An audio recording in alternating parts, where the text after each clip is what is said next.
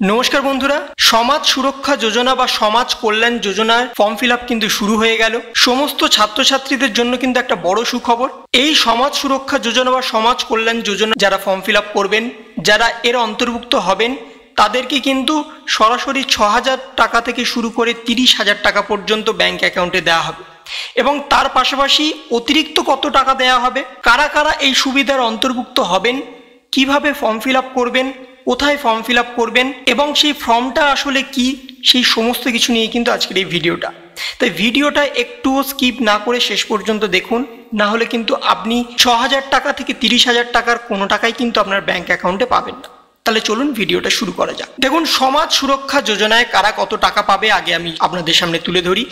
একাদশ শ্রেণীতে যারা পড়ছে তাদেরকে দেয়া হবে ৪,০০০ টাকা, যারা দ্বাদশ শ্রেণীতে পড়ছে তাদেরকে দেয়া হবে ৫,০০০ টাকা, যারা ITI প্রশিক্ষণরত বাৎসরিক তাদেরকে দেওয়া হবে ৬,০০০ টাকা, যারা স্নাতকোত্তর কলা বিভাগ, বিজ্ঞান বিভাগ, বাণিজ্য বিভাগ তাদেরকে দেওয়া হবে ৬,০০০ টাকা, যারা স্নাতকোত্তর কলা বিজ্ঞান এবং বাণিজ্য বিভাগে আছেন তাদেরকে দেওয়া হবে ১০,০০০ টাকা করে প্রতি বছর, যারা পলিটেকনিক করছেন তাদেরকে দেওয়া হবে ১০,০০০ টাকা, যারা ডাক্তার বা ইঞ্জিনিয়ারিং করছে তাদেরকে দেওয়া হবে ৩০,০০০ টাকা। তার পাশাপাশি দুটি কন্যা সন্তানের স্নাতকোত্তর পর্যন্ত পড়াশোনা শেষ করার জন্য প্রত্যেককে ২৫,০০০ টাকা আর্থিক সহায়তা প্রদান করা হবে। ওপরের যেগুলো আপনাদের সামনে তুলে ধরলাম, একাদশ, দ্বাদশ, ITI, স্নাতক, স্নাতকোত্তর, পলিটেকনিক, ডাক্তার, ইঞ্জিনিয়ার, এটা কিন্তু সবার জন্য, ছেলে মেয়ে উভয়ের জন্য। কিন্তু যাদের দুটো কন্যা সন্তান আছে তাদেরকে কিন্তু অতিরিক্ত ২৫,০০০ টাকা করে দেয়া হবে। এবং এই সুবিধা অবিবাহিত মহিলাদের ক্ষেত্রে, অর্থাৎ অবিবাহিত কন্যা সন্তানদের ক্ষেত্রেই কিন্তু শুধুমাত্র প্রযোজ্য।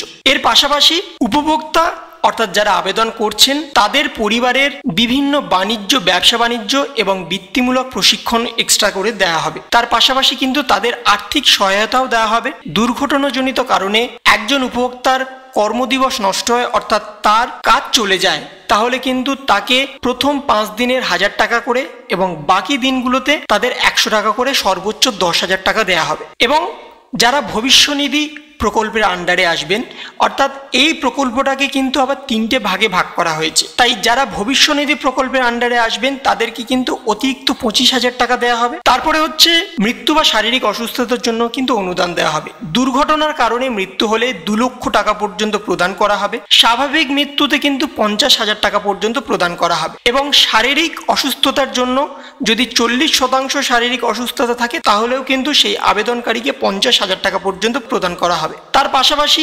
দুর্ঘটনাজনিত কারণে যদি দৃষ্টিশক্তি হারিয়ে ফেলেন তাকে কিন্তু ১,০০,০০০ টাকা দেওয়া হবে। এবং যদি দুর্ঘটনাজনিত কারণে তিনি চলতে না পারেন তাকে কিন্তু অতিরিক্ত ২,০০,০০০ টাকা দেওয়া হবে। তাহলে এইটা হলো সমাজ সুরক্ষা যোজনা। কারা কত টাকা পাবে আপনাদের সামনে তুলে ধরলাম। এবার আপনাদের সামনে দেখাই ফর্মটা আসলে কি, কোথায় জমা করবেন, কিভাবে ফর্ম ফিল আপ করবেন। দেখুন, এইটা হচ্ছে সমাজ সুরক্ষা যোজনার ফর্ম। এই ফর্মটা আপনাকে ফিল আপ করতে হবে এবং এই ফর্মটা শুধুমাত্র তারাই ফিল আপ করতে পারবে যারা শ্রমিক, নির্মাণ ক্ষেত্রের শ্রমিক বা পরিবহন ক্ষেত্রের শ্রমিক। তাদের জন্যই কিন্তু সমাজ সুরক্ষা যোজনা। এবং তাদের ছেলে মেয়েদের জন্য কিন্তু যে টাকাগুলো আপনাদের বললাম, ৪,০০০ টাকা, ৫,০০০ টাকা, ৬,০০০ টাকা, ২৫,০০০ টাকা, ৩০,০০০ টাকা, শুধুমাত্র তাদের জন্য কিন্তু বরাদ্দ করা হয়েছে। এবং এই ফর্মটা কিন্তু বর্তমানে ফিল আপ হচ্ছে। এই ফর্মটাই যদি আপনি ফিল আপ করতে চান, আপনি যদি এই ক্যাটাগরির মধ্যে পড়েন, তাহলে এই মুহূর্তে আপনি কিন্তু ফিল আপ করতে পারেন।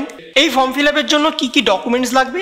ডকুমেন্টস বলতে আপনার লাগবে আধার কার্ড, আপনার ভোটার কার্ড, ব্যাংকের পাসবইয়ের ফটোকপি, আবেদনকারীর ৩ কপি কালার ফটো এবং তার ইনকাম সার্টিফিকেট। তার মাসে যদি ৬,৫০০ টাকার উপরে আয় হয় তিনি কিন্তু এখানে আবেদন করতে পারবেন না। যাদের মাসে ৬,৫০০ টাকার নিচে তারাই কিন্তু এই যোজনার জন্য আবেদন করতে পারবেন। যদি আপনি আবেদন করতে চান এবং যদি আপনার আয় ৬,৫০০ টাকা মাসে হয়, তাহলে তার জন্য কিন্তু আপনাকে আপনার পঞ্চায়েত থেকে গিয়ে একটা ইনকাম সার্টিফিকেট তুলে আনতে হবে। তাহলে এই ছিল সামাজিক সুরক্ষা যোজনা। তাই আপনাদের মধ্যে যারা যারা ফর্ম ফিল আপ করতে চাইছেন এই মুহূর্তে কিন্তু ফর্ম ফিল আপ করে নিন। এবং তার পাশাপাশি যদি আপনাদের ভিডিওটা ভালো লেগে থাকে তবে ভিডিওতে একটা লাইক করুন, শেয়ার করুন এবং অবশ্যই সাবস্ক্রাইব করুন। তার সাথে আপনার মতামত কমেন্টের মাধ্যমে জানান। ভালো থাকুন, সুস্থ থাকুন, ধন্যবাদ।